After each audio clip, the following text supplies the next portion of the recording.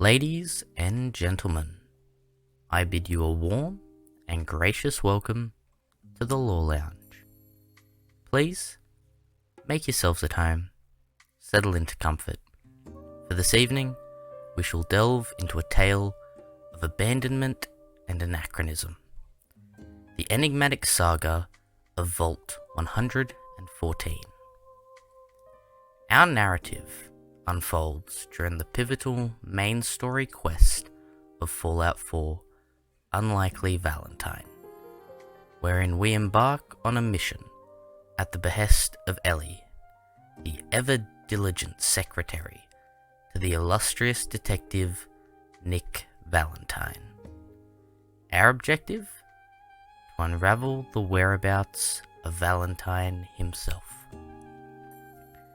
As we navigate the world of Fallout 4, we stumble upon Vault 114, an edifice frozen in time, its construction halted, leaving its promise unfulfilled. The vault stands as a monument to a plan that never reached fruition, with portions of its structure surrendering to the relentless embrace of nature, revealing gaping caverns in its wake. This vault, which we encounter in a state of decay, has been claimed by the notorious underworld figure known as Skinny Malone. His gang of triggermen, armed to the teeth, now infest the halls of Vault 114, patrolling its corridors with a menacing poise. As we venture deeper into our quest, we might overhear the murmurings of the triggermen, those well-dressed custodians of chaos, debating the curious location of Vault 114. One might scoff at the notion of its construction within a subway, asserting that such a choice compromises its integrity, for how could it be airtight? Another may respond with cynicism, suggesting that the vault's very existence was never more than a pretense, a mere ruse to justify the continuation of jobs, bureaucratic facade with no real intent behind its design or completion. The skepticism among the underworld's rank and file stands in stark contrast to the marvels achieved by pre-war society. Yet, with the staggering regression of technology, one may hardly lay blame. Consider, for instance, the titanic clashes that raged on the lunar surface, battles that are etched in history, proof that the creation of airtight sanctuaries was well within the means of their ancestors. It's a testament to their engineering prowess that they could wage war even in the vacuum of space.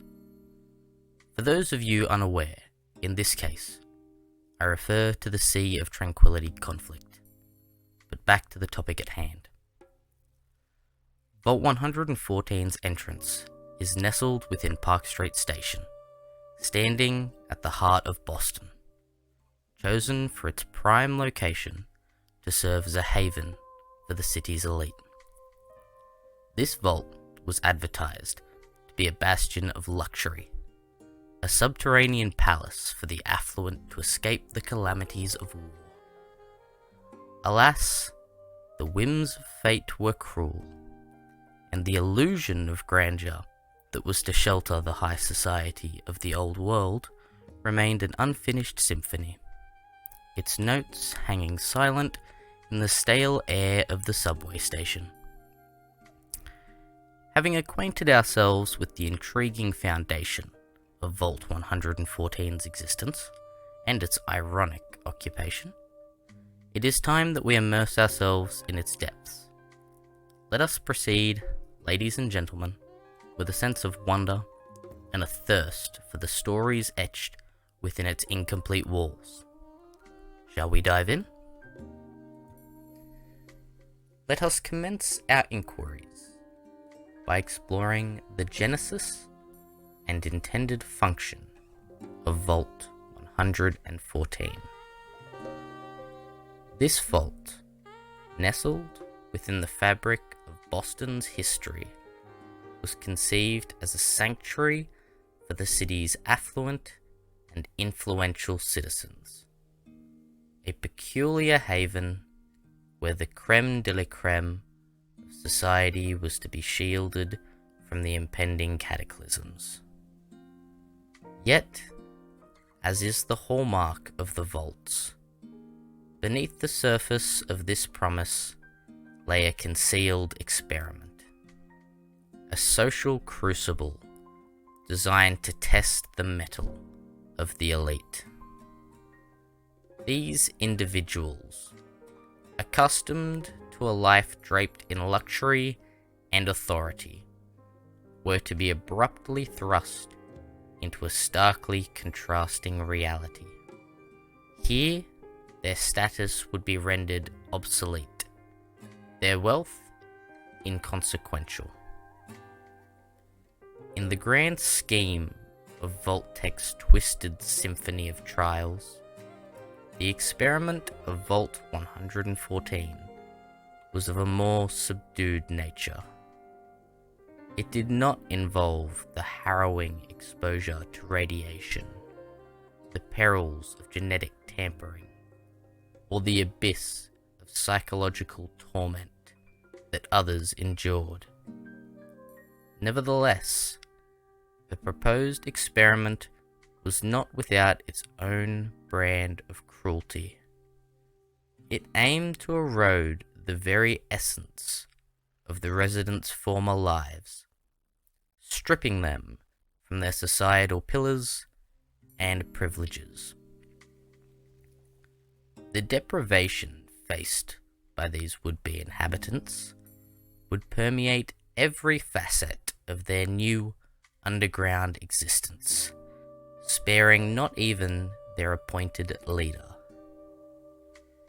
The overseer, typically a figure of unassailable authority, was to be elected not from amongst the seasoned elite, but from a pool bereft of the accustomed trappings of power. This role reversal was poised to be the ultimate equalizer, reducing all notions of hierarchy to dust.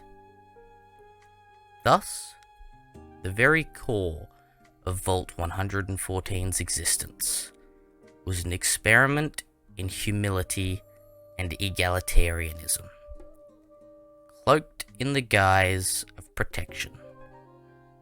A social test as subtle as it was profound, set to unfold within the confines of a vault that, in an ironic twist of destiny, was never to fulfill its purpose. The figure destined to be the illustrious overseer of Vault 114 is a character so singular, so enigmatic, that one could wax lyrical about him for an age. Picture, if you will, the conclusion of a wearying series of 87 interviews, each a meticulous search through a cadre of candidates brimming with conventional wisdom on governance and societal safety. These aspirants, each armed with rational plans and protocols, were not what Vault-Tec sought for this unique social crucible. And then, in a strange turn of events, the Vault-Tec representatives found themselves across from a man who bore the moniker Soup Can Harry. This was not a man who fit any traditional mold. His ideas were as far from conventional as one could imagine. His presence as unassuming as his nickname. Yet he possessed a certain je ne sais quoi that intrigued his interviewers. This was the man they had been looking for. Soup Can Harry, a figure shrouded in the kind of mystery that piques one's curiosity and defies expectations. He was not the choice that anyone could have predicted. Not even the Vault-Tec representatives could have hoped for such a perfect specimen. It was this unpredictability, this deviation from the norm, that seemed to resonate with the underlying ethos of Vault 114's experiment. Here was a man who could not delineate the finer points of pre-war luxury, for he simply did not know them, or rather, he did, and simply opposed them. In the grand narrative of Vault 114, Soup Can Harry was poised to be less of a traditional overseer and more of a catalyst for the social experiment that was to unfold. His selection was the final crowning paradox in a series of contradictions that defined the Vault's very existence. The enigma of the man known as Soup Can Harry deepens with the curious detail that his true identity remains shrouded in mystery. He eschewed the rank and number bestowed upon him by governmental decree, a nomenclature he deemed little more than a shackle to one's individuality. In his eyes, these were markers of a system he neither trusted nor wished to be a part of. Soup Can Harry harboured convictions that ran counter to the established order, holding firm to the belief that the government was squandering the hard-earned contributions of its citizens. He spun tales of shadowy conclaves, alleging that taxpayer dollars were being funneled into the clandestine revelries of what he described as Illuminati Freemason sex parties. Such assertions painted him as the stereotypical anti-establishment zealot, a man whose distrust of the powers that be was as unyielding as it was vocal. In his demeanour and his discourse, Harry was the embodiment of a dissident, the quintessential image of an anti-government maverick.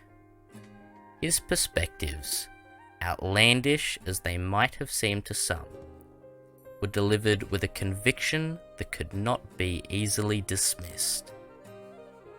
Whether one viewed him as a prophet or a paranoiac, Soup Can Harry was undeniably a character of great passion and peculiarity, a living challenge to the status quo. The peculiarities of Soup Can Harry did not cease at his unorthodox views of government and society. In a whimsical twist that perhaps piqued the interest of the Vault-Tec representatives further, he expressed an affinity for consuming Abraxo cleaner. This product, well known in the pre-war era, was nothing more than a household detergent. Yet it became a centerpiece of Harry's unconventional proclivities.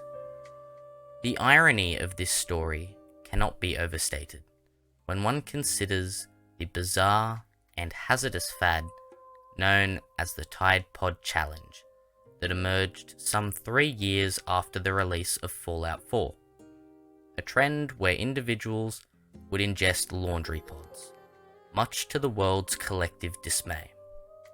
It's a curious reflection of how the creative minds behind Fallout seem to have presaged a real-world phenomenon with this eccentric character trait.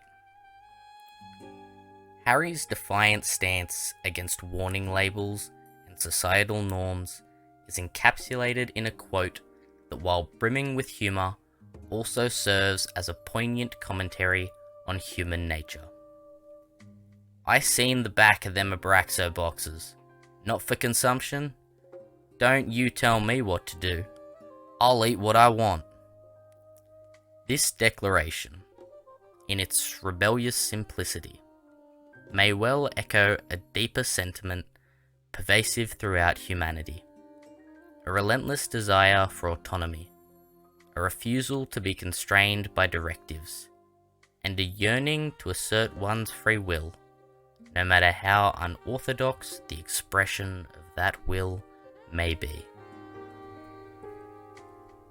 In the realm of possibilities, one can scarcely imagine a more intriguing scenario than the reign of an overseer like Soup Can Harry, an individual whose leadership style would completely disregard the conventional trappings of pants or tie.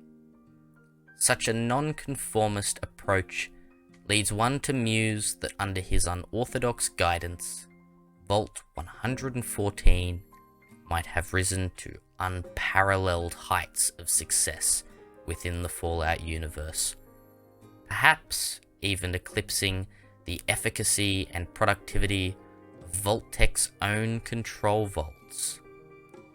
The departure of Vault-Tec from Vault 114's construction might indeed be attributed to the sudden realization of the impending obsolescence of their other projects in the face of such a utopian haven. Yet when we peel back the layers of jest and hypothesize with a dose of reality, the outcome takes on a different colour. The truth is, Soup Can Harry, with his iconoclastic principles, would likely have found himself at odds with the refined, irate citizens of pre-war Boston. His tenure might have been as brief as it was to be eventful, and in the wake of his departure, one could foresee the Vault's descent into a dystopian society. Here, the wealthy, desperate to cling to the vestiges of their former glory, might have erected a rigidly stratified class system. This new order would serve to preserve their inflated self-perceptions of elitism, even as the world above dissolved into atomic fire and dust. In such a world, Vault 114's experiment, which began as an inversion of the social order, could very well have devolved into an oppressive echo of the old world's hierarchies, a somber reflection on the tenacity of classism and the human inclination to reconstruct familiar structures of power even in the face of civilization's end. Alas, the grand vision for Vault 114 was never brought to fruition. It remained but a skeletal framework, an architectural ghost of what might have been, a monument to potential, tragically unfulfilled. This vault, intended as a bastion for the elite, lies incomplete, its silent halls and barren chambers standing as a testament to interrupted ambition. In the desolate aftermath of the war, the only chapter we can recount with certainty is that this hollowed structure found a new, albeit ignoble purpose. It became the stronghold for the infamous Skinny Malone and his notorious entourage, the Triggermen. The very walls that were to echo with the groans of high society instead resonated with the whispers of Triggermen and the quiet clicks of their ballistic weaponry. Skinny Malone turned these unfinished corridors into his domain. The vault's bare bones served as an iconic palace for this would-be kingpin of the underworld, where the echoes of its original purpose were drowned out by the sound of the gang's footsteps and the murmurs of their illicit dealings.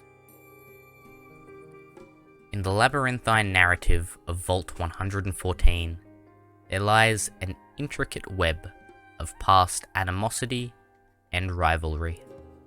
The old feud between Nick Valentine and Skinny Malone. This vendetta, aged like a fine wine in the cellars of their memories, precedes the era of Skinny's reign within the confines of Vault 114.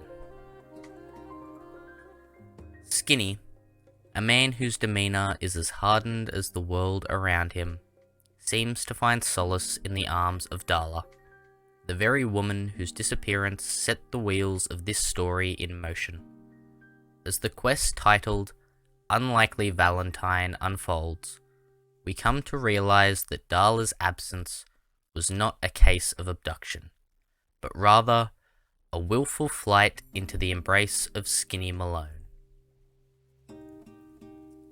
Nick's recollections paint a picture of Skinny as a once minor figure in the neighbourhood, a small fish in a big pond who found himself out of his depth and consequentially ousted from their shared old stomping grounds.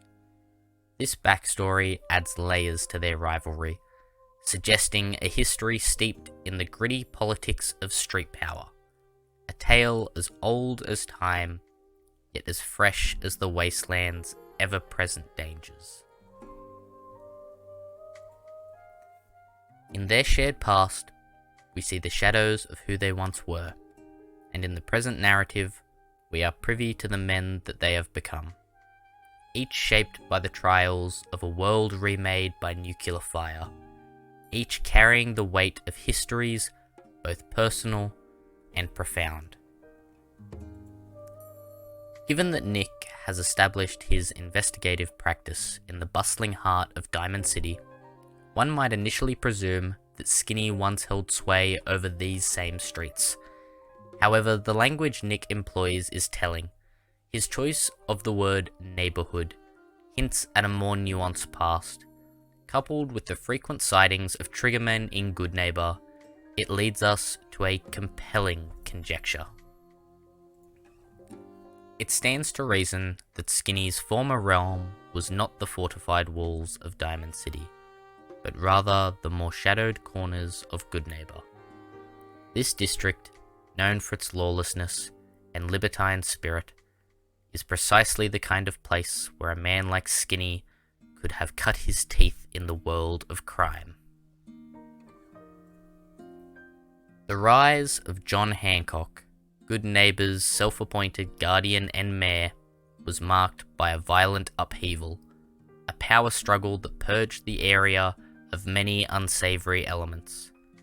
It is within this turbulent chapter that one can surmise Skinny was expelled, cast out from the ranks of the neighbourhood's power brokers and regulated to the annals of its checkered history. Thus, the echoes of this old rivalry are not just personal vendettas. They are whispers of a city's evolution, the silent stories of shifting dominions and the changing of the guard.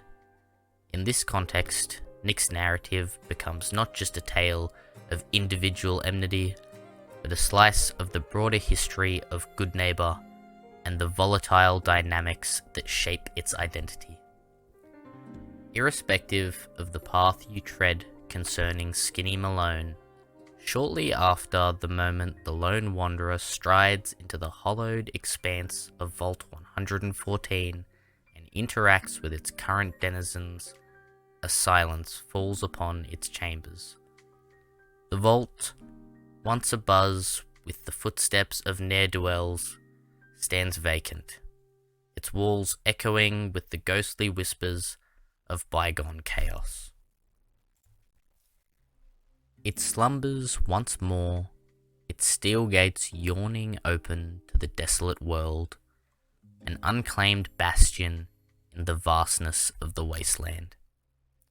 Like a stage after the players have taken their final bow, it waits in a quiet repose, its stories suspended in time until the next troop arrives. In this world of relentless survival and ever-shifting allegiances, it is but a matter of time before another gang or a motley crew of raiders seeks sanctuary within its forsaken halls. Vault 114, with its unfulfilled promise and its corridors etched with the remnants of history, remains a silent sentinel, ever awaiting the next chapter in its enduring saga. Ladies and gentlemen, this concludes our journey through the shadowed narrative of Vault 114.